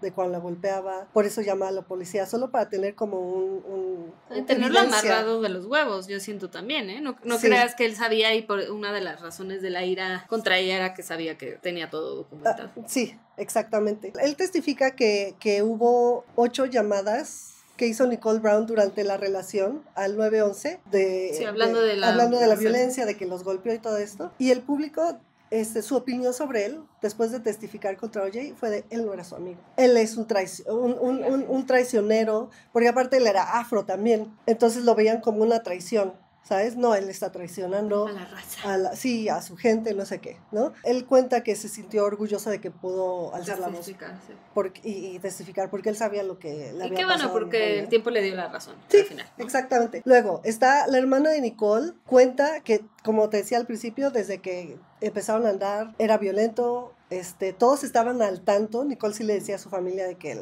estaba siendo abusada, violentada por O.J., y que cuando ella estaba embarazada, O.J. la llamaba, tenía un apodo para Nicole, le decía Fat Pig, o sea, puerca gorda, ¿no? Ya me enojé. Sí. Sí, digo, ya estaba enojada, pero ya me enojé más. Aquí ya entramos un poco más a detalle. La pregunta si fue un asesinato planeado o si fue un tema, impulsivo. Fue como planeado, pero también fue impulsivo. O sea, era planeado, pero no ese día, ¿no? Por decirlo No, así. sí estaba planeado ese día. Porque te recuerdas que te dije que había sido como el recital de baile de la hija mayor de Sydney. Testigos cuentan que ese día que fueron a cenar al Mesaluna, OJ dijo, pues yo también quiero ir. Y Nicole dijo, no, tú no eres familia. ¿Ok? Solo voy con mi mamá, con Sydney, con mis hermanas. Tú ya no eres mi familia. Tú si quieres ve a llevar a tu hija como a cenar a otro lugar, pero tú y yo ya no somos nada. Y ese es un punto muy importante porque esa noche, y ya llevaba un tiempo, unos meses de que OJ se había dado cuenta de que Nicole ya lo habría, de que ya se había empoderado, se podría decir, y ella ya estaba lista para dejarlo ir. Porque después del divorcio, esto fue 2 años después del divorcio, seguían teniendo esas interacciones con los hijos, pero también como medio tóxicas, como que se veían, medio se besaban, medio hacían cosas, pero para ese momento Nicole ya estaba lista para dejar ir. Y esto lo dijo Kato, el que vivía en casa de OJ, ¿no? Y eso fue lo que más le ardió a OJ. Sí. Ya no tener control. Ya no tenía control sobre ella. Y aparte él sentía que ella le debía la vida que estaba viviendo a él. Porque yo la saqué del restaurante, yo solo era una mesera, no sé qué. No voy a decir cómo sucedió, porque esto ya va más adelante. Pero esa noche decidió como ir y espantarla y fue que todo se salió de control. ¿No? O sea, le iba a dar una espantadita, según. Ajá, según exactamente. Él. Ok, ya. Sí. Y bueno. Pinche viejo. Eso es lo que tengo. Opino de este caso. Pinche viejo. Sí, bueno, también entre otras cosas, trataron de acusar a Ron Goldman de drogadicto. La defensa decía que las heridas que ellos mostraban era como de asesinato de cartel colombiano, súper racista, hacia los colombianos. Hacia todos, ¿no? Es como... También, una de las cosas más importantes que no había mencionado, Kim Goldman, la hermana de Ron, que es la que está aquí en medio, ella también sale en el documental y se me hace la entrevista más valiosa de todo el documental. ¿Por qué? De verdad, ella podría ser Creamy Baby. O sea, por eso, podría ser Creamy Baby. Ella decía, yo no quiero estar aquí, en la entrevista, yo no quiero estar hablando de esto. Se lo debo a mi hermano y quiero enseñarle a la gente que hay vidas detrás de todos estos casos. Claro, hay familias y hay todo eso. Entonces, algo que se me hizo muy interesante que ella cuenta, porque no lo he mencionado, pero durante este juicio todo el tema mediático fue una locura, o sea... Pero sobra decirlo casi, ¿no? O sea, es como... Todas las noticias 24/7 hablaban de OJ. Es el chisme, obvio. Sí, hacían bromas, sketches. Great, Manny. He became the first defensive player to win the Heisman Trophy. And congratulations, Charles. That is something that no one can ever take away from you. Unless you kill your wife and a waiter, in which case... O sea, cosas... Una locura, ¿no? Entonces ella cuenta que ella fue todos los días del juicio, de los 9 meses de juicio, con su papá. Ella todavía llegaba a su casa y veía las noticias para ver qué hablaban de eso y que le parecía la cosa más extraña porque ella había visto una cosa durante el juicio y los medios estaban diciendo otra cosa. O sea, estaban como tergiversando y creando su propia narrativa dramática amarillista como para desacreditar. Claro, una cosa es la realidad y otra lo que quieres vender como, ajá, ¿no? Sí. Va a ser un comentario poco popular, pero fúnenme, pero si pudiera poner un ejemplo sería un poco lo que pasó con el juicio de Johnny Depp y Amber Heard, porque yo lo vi todo, o sea, ver también, lo estaba escuchando mientras estaba trabajando, ¿no? Sí, bueno, pero te clavaste, pues. Sí, me clavé, o sea, me lo sé de arriba para abajo.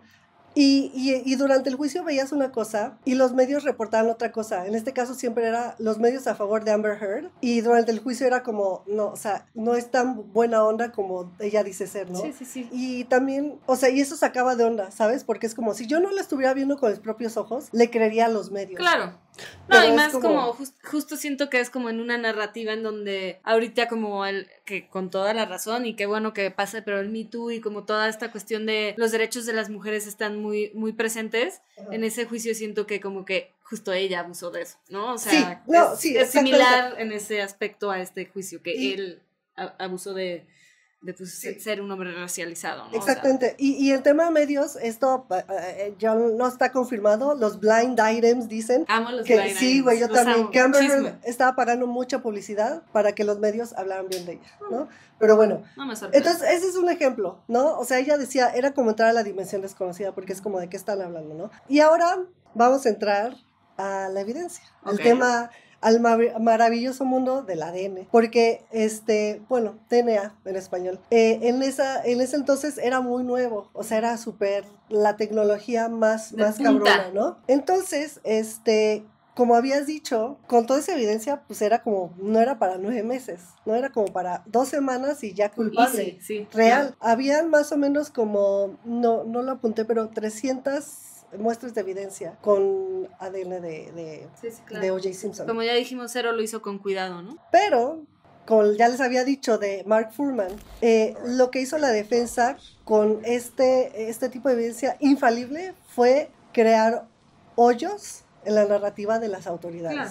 Y lo hizo muy cabrón, si me lo preguntas. Sí, porque lo primero que hicieron fue, ahora sí que como desacreditar a Mark Fuhrman como lo que era como autoridad, ¿no? Claro. Y con él pasó algo súper horrible, porque en una de las cross-examination le preguntaron así de, ¿eres racista? Y él no. ¿Has sido racista? No.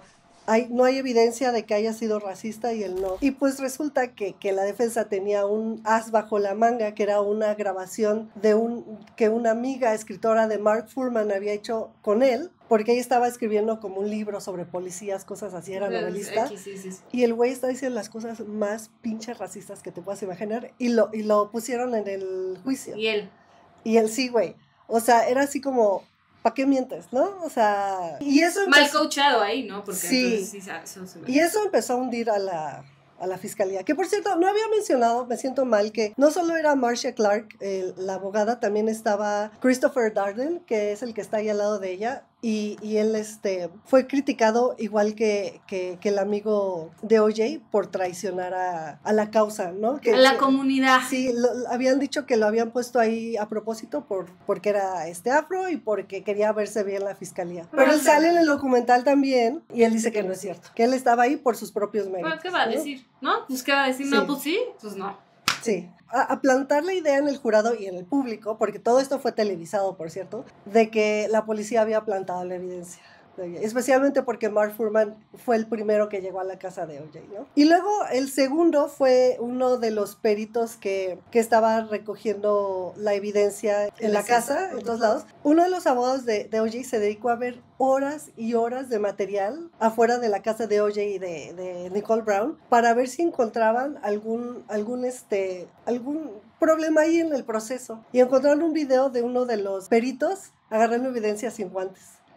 Y lo usaban para decir, está contaminado. O sea, véanlo. Y eran nimiedades, pero que en el tema legal... Plantas la semilla de la duda. Sí, exactamente. Y en temas legales, como era un proceso muy nuevo, los peritos no estaban bien entrenados, pero también, pues, no es como ahorita decir, sí, si no está usando guantes, no pasa gran cosa, ¿no? Sí, claro. O plantar ADN no es tan fácil, ¿no? Especialmente en 300 pruebas, ¿no? Sí, con tanta sangre, sí. Y eso acabó hundiendo el caso. Y aquí llegamos al famoso punto de los guantes de piel de O.J., ¿no? Y por eso menciono a Christopher Darden, porque todo este showcito de los guantes fue planeado por él. Y él hasta el día de hoy dice que se arrepiente, pero también dijo muy bajita la mano que la defensa como que lo baiteó, lo estuvo molestando así de, no te atreves a decir que se pongan los guantes.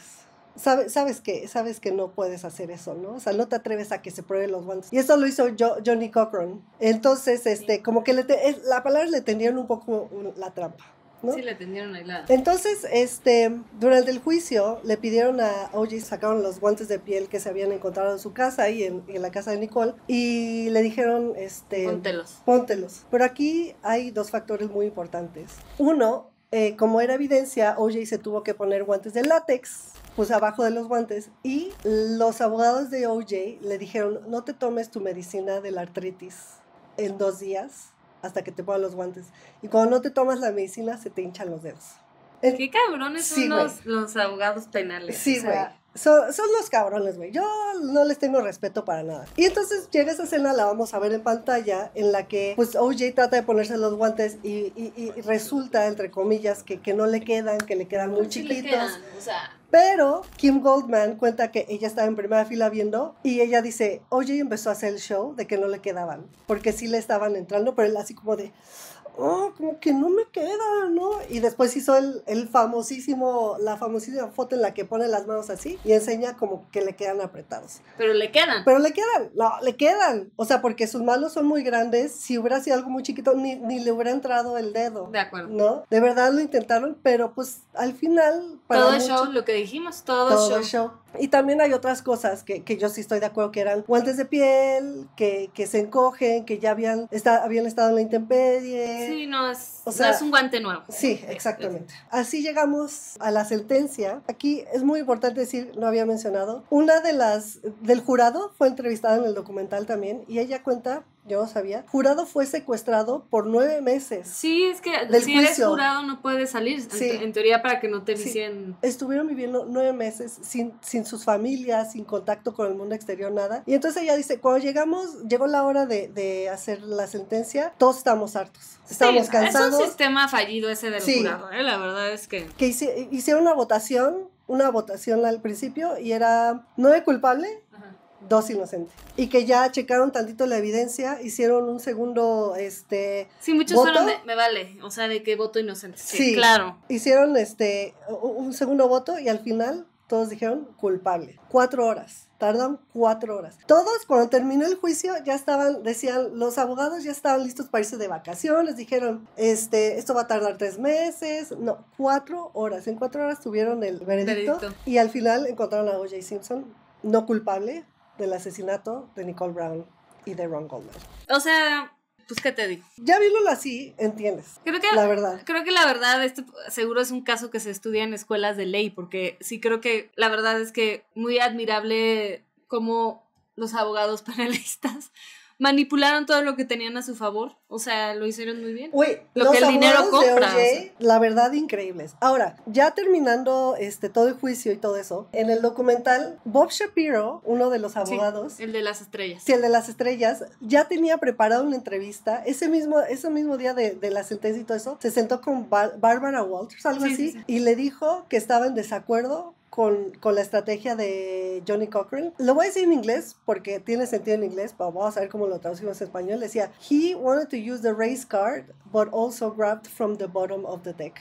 Que significaría que quería usar como la carta del racismo, pero que usó las tácticas más bajas y más viles para que eso pasara. Entonces ahí se notó que había mucho pique también como entre... Pues al revés, yo diría, ¿no? Aquí, o sea... Sí. Pero bueno. Aquí yo algo que estaba discutido con mi esposo, el asistente de Johnny Cochran, que sale en el documental, él empieza a decir que lo lograron, que habían por fin, que ese juicio para ellos era muy importante porque habían logrado la justicia para toda la raza afro de Estados Unidos. Y casi diciendo como que no me importa que O.J. había sido culpable, pero que lo usaron para vengarse de las autoridades de Los Ángeles y para mostrarle que eran unos culeros.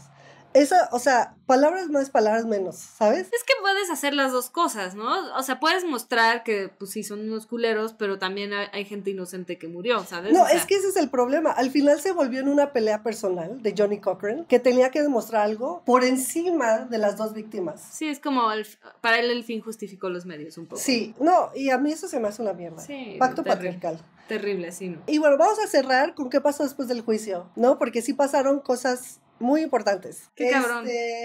O sea, ni sé qué decir, ¿sabes? O sea, ya sabía todo esto, pero como que lo vuelves a escuchar y es como... Te lo dije, Cris. Bueno, pero lo estás disfrutando, ¿no? Sí, si no, ya ya me voy. Sí. Después del juicio, vino el juicio civil, perdón, el juicio penal vino el juicio civil, que también aquí los abogados en el documental se quisieron ver como, es que el juicio civil no es tan importante.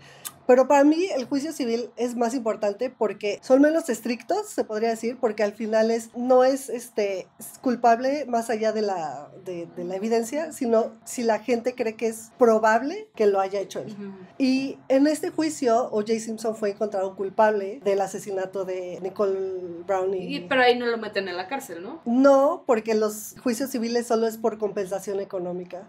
Al final se decidieron que O.J. tenía que pagarle $33 millones a la familia de Nicole y $33 millones a la familia de Ron. ¿Y sabes qué dijo? No les voy a pagar, que chinguen a su madre. No les voy a dar nada. Y no les dio nada.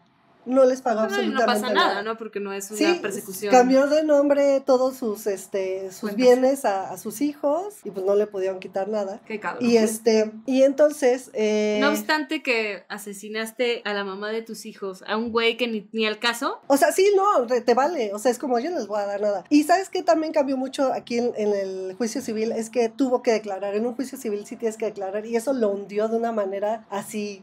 Porque el güey no hay forma, ¿no? Esto nos lleva a la gira de medios de O.J. Simpson, que hizo un chingo de entrevistas, pero hay una que mi esposo y yo siempre recordamos. Fue en 1998 con una reportera británica llamada Ruby Wax. Ruby Wax, gran nombre. Sí. No la puse aquí, pero ella mostró en Inglaterra como su entrevista y al final de la entrevista ella dijo, y bueno, quería mostrarles algo que O.J. me hizo porque me dijo, te voy a hacer una pequeña broma al día siguiente que nos veamos, y estaba grabando la cámara y ella estaba, o sea, estaba en su cuarto de hotel, tocaba en su cuarto de hotel, abrió la puerta y era O.J. con un cuchillo haciéndole así a la reportera.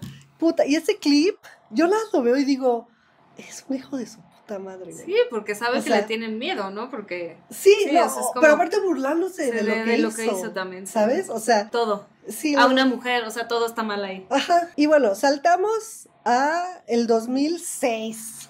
¿Verdad? Porque O.J. escribió un libro de memorias. Todo mal escrito, seguro, con typos y así. No, lo hizo con un... Obviamente. ¿Cómo se llama? Escritor fantasma. Con un escritor fantasma. Obviamente. ¿No? Y el escritor fantasma cuenta que este libro está basado en pláticas que tuvo con O.J. y todo esto. Y el título del libro era O.J. Simpson, If I Did It, Here's How It Happened. O sea, O.J. Simpson, si yo lo hice... O sea, narró cómo lo hizo, básicamente. Sí. Esta es la forma en la que hubiera pasado. Entonces, él anunció en noviembre del 2006 este libro, pero el libro nunca salió. Pues sí, güey. Es que no, es como inculparte ahí, ¿no? O sea, sí, o sea, y en junio del 2007, alguien filtró en línea el libro. Qué bueno, alguien que dijo, pendejo. Sí, este pendejo, de que, o sea, porque aparte todos querían leerlo. Por el título fue como de, güey, o sea, ¿qué vergas estás haciendo? Es como el Shinichiro, ¿no? Que decía, yo hubiera hecho esto así, ¿no? Y así. O sea, no, bueno. Así, exactamente. Y cuando se filtró el libro, la familia de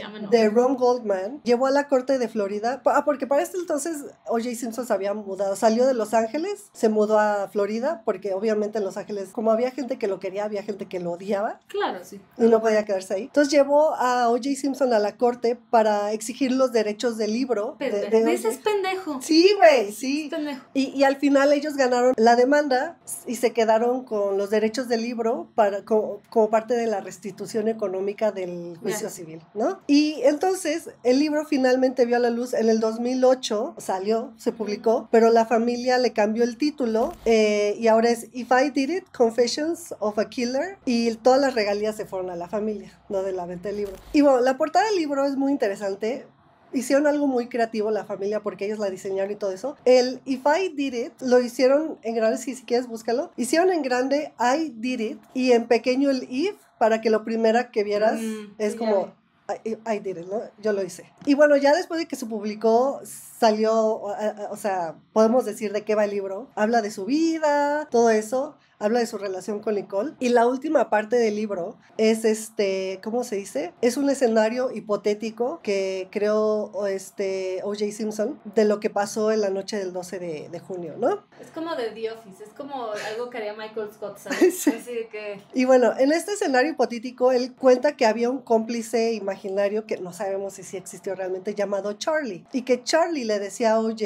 que dejara a Nicole en paz y que ya no se involucrara con ella, pero O.J. le contestaba y le decía, yo solo quiero darle un susto que la va a matar. Y aquí viene la teoría de que fue planeado, ¿no? Claro. Entonces Simpson ignora el consejo de Charlie. Charlie es el hermano de Margarita. Se me hace que sí. ¿Sabes qué? Sí. Y entonces él cuenta que en su historia hipotética que va al departamento de Nicole y cuando la ve con Ron, con otro hombre que pierde el control. Ajá.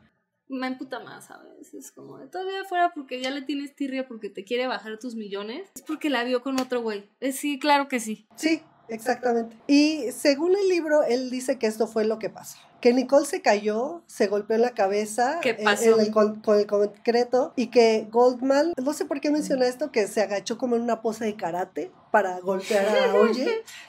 Y que a medida de que la confrontación se intensificaba, Simpson escribe: entonces algo salió terriblemente mal y sé qué pasó, pero no puedo decirte cómo pasó. Y así cerró todo, ¿no? Esa parte del pues ya, como ¿qué pasó? Se emputó. Yo no dudo que se haya caído y pegado, y que el otro güey la haya intentado como ayudar, y él ahí es cuando... Ajá, no, exactamente. ¿No? O sea, pero aquí, o sea, es que es como... O sea, esa necesidad de confesar, ¿no? Claro. Y ya, para terminar, ese mismo año, en el 2008, O.J. Simpson fue arrestado por tratar de robarle memorabilia a dealers de deportes. Mira... Que sí, güey, ya. Sí va a caer por algo tan pendejo como él, ¿no? Sí, o sea, güey. Sí, de hecho, sí, fue lo más pendejo, porque aparte estas personas estaban grabando todo con una... Creo que era una cámara de seguridad o algo así. Y entonces fue detenido, y esta fue la única, ¿cómo se dice? Razón por la que fue a la cárcel. Fue sentenciado a 33 años de prisión por robar memorabilia, y de las cuales solo pasó 9 años de prisión, y después salió... No, salió, pero por buena conducta. Claro. Y también, que esto es verdad, la sentencia no equivalía al crimen. Claro. Y se dice mucho que la sentencia era más como para compensar, para hacer justicia a la familia Goldman y Brown por lo que pasó en el primer juicio, ¿no? Entonces ahí es entendible. Y ya, esto yo lo sabía, pero al salir de la cárcel, O.J. Se volvió influencer en Instagram. Era súper activo en redes sociales y hablaba y la chingada, entrevistas. Y así vivió su vida hasta que el 10 de abril del 2024, el año pasado, se murió así, ¿no? Falleció a los 76 años de cáncer. Y yo solo quiero, antes de pasar a las opiniones, solo quiero cerrar con... Y yo. Sí, ahorita te desquitas. Quiero cerrar con algo que dice Kim Goldman al final del documental. Entre lágrimas ella dice: hemos comercializado y sensacionalizado el dolor de las familias de las víctimas. Y como te decía, ella dice: yo estoy aquí para enseñarle a la gente que consume este tipo de cosas cómo consumirla de manera ética y escuchar a las familias de las víctimas. Y bueno, esta fue la historia de O.J. Simpson. Y pues no sé, ¡opiniones! Pues bueno, Cris, opiniones. Tú aquí mi garganta ya está muy cansada. Opino muchas cosas. La primera siendo... qué asco de persona es O.J. Simpson, ¿no? O sea, como que siento que en su esencia este caso es un caso muy gringo en todas las aristas. Sí. Primero porque es como la glorificación de figuras deportivas, ¿no? O sea, y sigue pasando hasta el día de hoy. O sea, hay mucha gente dentro de ese mundo que es súper culera, ¿no? Y gente que no, seguramente, ¿no? Pero, o sea, lo veo... Por ejemplo, y no digo que sea mala persona, no lo conozco, pero el novio de Taylor Swift, ¿no? Que es como un ídolo, y ahora que anda con Taylor Swift es como de la pareja de oro y así. Y se nos olvida que al final son personas que la verdad tienen muy poca educación y mucho dinero. Sí. Y esa combinación es la peor. Y sí siento que aquí es eso, ¿no? O sea, como que O.J. Simpson claramente no estaba bien de la cabeza, era un hombre muy violento desde toda la vida. Y al final como que me parece muy triste cuando se usan movimientos sociales para proteger, como dijiste tú hace rato, o sea, el patriarcado, ¿no? Para proteger a un güey solo por el color de su piel. Que es igual de, o sea, es pésimo, eso no ayuda a nadie, ¿no? Es como ahorita la lucha trans, ¿no? O sea, como esta cuestión de, pues sí, es una lucha, pero imagínate que alguien trans comete un crimen. No cometió el crimen porque es trans, cometió el crimen porque es un pendejo o pendeja, ¿no? Sí. Y creo que al final es eso, ¿no? Como que cuando las luchas sociales utilizan este tipo de casos, como justificarse, por decirlo de alguna manera, afecta a la causa, a mi parecer. No es algo que apoya a la causa. Pues fue un crimen, no es como que fue un accidente, fue un crimen extra violento, y creo que al final sí demuestra mucho cómo en Estados Unidos todo es un show, todo funciona con la narrativa, no funciona con la realidad. Sí, con las pruebas. Sí. Y es eso, ¿no? Los medios crearon una narrativa, los abogados crearon una narrativa, y creo que es el problema fundamental del sistema de justicia gringo, que es como de, ¿a quién le crees? ¿A qué historia crees? Es que es el problema. ¿Quién te contó mejor la historia? Exactamente, ¿sabes? Y el jurado no está capacitado para tomar esas decisiones porque son personas normales, con opiniones, con sesgos, con racismos, con luchas sociales dentro de ellos, y creo que al final... pues sí se le hace, como que también siento que es un caso que se veía muy arriba, ¿no? Es como de un caso de las estrellas y un caso así, pero sí creo que sienta precedentes para otro tipo de casos. O sea, fue mega violento, o sea, como que yo digo, no mames, o sea, es como de cómo toma precedencia que él es famoso a lo que le hizo a alguien, a dos personas, ¿no? Y la evidencia estaba ahí. Las fotos estaban ahí, vieron todo. O sea, a mí lo que me pone muy triste es que literal Nicole y Ron pasaron a segundo término. Sí, nadie habla de ellos. Nadie les importó. Y que la decisión del jurado fue 100% una decisión emocional. O sea... Sí, no, y ya estamos hartos. Digo, también se entiende, son personas, ¿no? 9 meses encerrados en un hotel. Yo no podría. Cuando vi que eran 9 meses, dije, yo también hubiera hecho lo mismo, güey. Ya... apúrense, me vale qué es lo que tenemos que hacer, pero ya me quiero ir. No, llega un punto en donde también creo, o sea, entiendo la parte mediática, idealmente que no fuera, pero también estar encerrado con las mismas personas, viendo lo mismo todo el tiempo, pues te crea una realidad como alterna, ¿no? Sí. O sea, al final que no es la realidad, es la realidad de ese momento, y 9 meses es muchísimo se altera la realidad muy cabrón.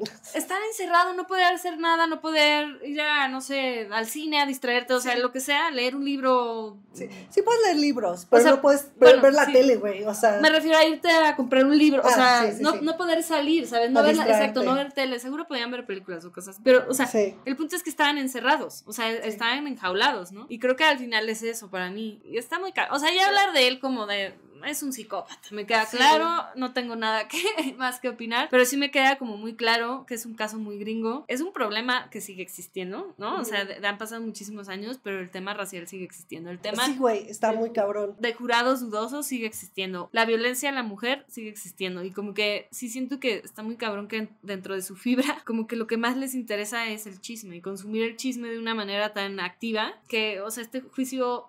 es el ejemplo perfecto de cómo es la sociedad ahí. Es que sí es lo más gringo, estoy de acuerdo, porque todo es un show, todo es Hollywood. Todo es Hollywood, la cultura de Estados Unidos es Hollywood. Sí.